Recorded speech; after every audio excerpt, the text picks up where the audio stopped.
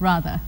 A revelation, they do say, can go two ways. Now, one, it can be an extremely happy occasion, or two, it can go horribly wrong and send you all over a wall, literally, as one county executive discovered. Now, this week also saw a revelation from Parliament which left very many people confused. Wilson Buru brings you more on this week's episode of Mock the Week.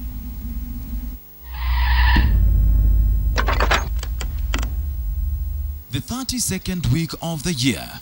Revelations, revelations, revelations. A section of locals in Trans Nzoia and Uasin Gishu have been forced to seek refuge in police stations. Yes, this group of grown men in Trans Nzoia County was an angry lot. While other people would traditionally demonstrate over issues like the prices of unga and or bad governance, this lot was up in arms because they were just tired of being circumcised by force. However, just in case the circumcisers did not heed to this very stern warning, they switched to plan B. Desperate times call for desperate measures.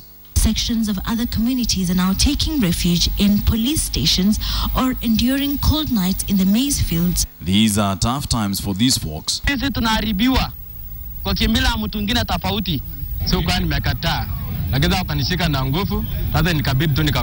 But all is well that ends well. Being initiated into manhood is a wonderful thing for any African man in his particular culture, because, you know, the initiation is different for different people. However, while others were celebrating and demonstrating for being forced to be men according to other people's cultures, others, like this guy, had their manhood to thank for the trouble they found themselves in.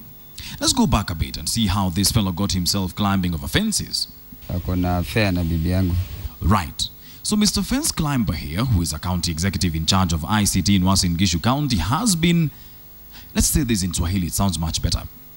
Amekuwa akichovya mali ya wenyewe, or alijenga kibanda katika ardhi isiyo yake.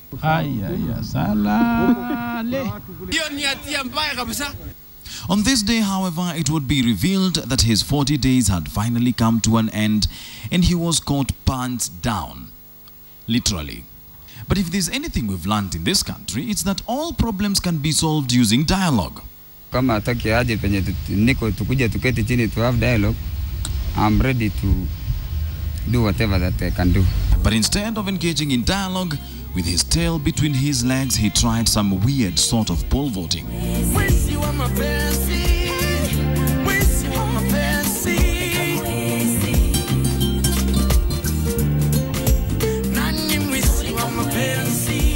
After it was discovered, however, that these two fellas could not agree on a nusu mkate kind of arrangement, mtu mwenye ana claim kwamba amenioa for the last 8 years, sifahamu hiyo miaka 8.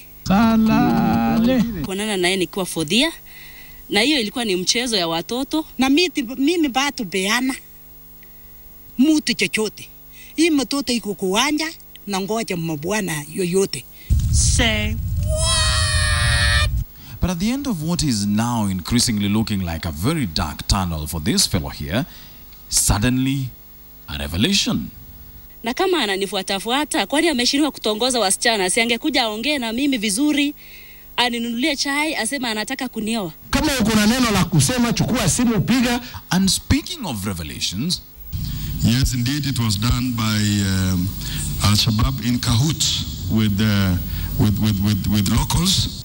If you remember correctly, the debate on who did what in Peketoni was so animated. You want to ascend to leadership through the blood of our people. We here at Mock the Week had to teach our good friend, the National Assembly Speaker Justin Muturi, how to treat the ladies. Honorable Millie Odhiambo, get out! After having waited for a couple of months and after being fed a couple of interesting theories, the attack in Lamu was well planned, orchestrated, and politically motivated ethnic violence. The red line has since been crossed. This week finally saw the revelation of who did what on those 2 fateful days at the coast.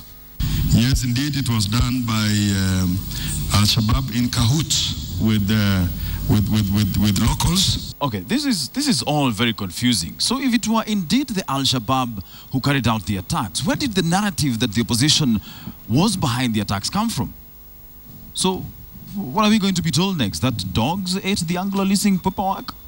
And it turns out, it's not just me who is confused about this particular issue. Sasa uwiano kwa upi kati ya mambo haya mawili? Ni Al-Shabaab ama ni siasa? As we wait for the next big revelation from the government, remember when the Harambee Stars went for the World Cup in Brazil to watch how good teams beat other good teams so they can also learn how to beat bad teams? Well, this week it was revealed that that trip did not do much to help our football team. The Harambee Stars were bundled out of the qualifiers for the Africa Cup of Nations even before the qualifiers started. Tumechoka now. The whole team should go home. We come up with a new team. Here's my advice to you fellow football fans. Let's start watching athletics if we want to live longer. Wilson Buru for KTN's Mock the Week.